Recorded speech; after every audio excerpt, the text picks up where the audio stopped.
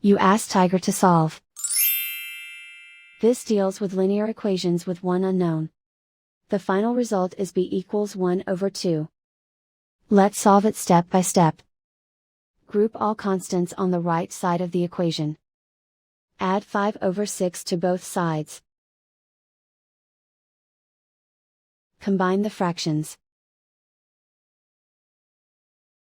Combine the numerators. Reduce the zero numerator. Simplify the arithmetic.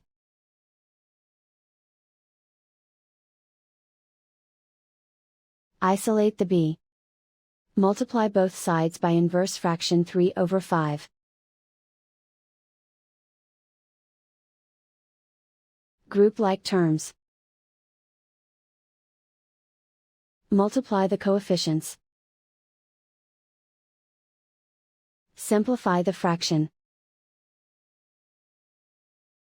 Multiply the fractions. Find the greatest common factor of the numerator and denominator.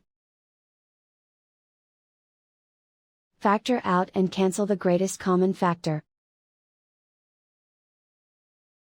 And so the final result is b equals 1 over 2.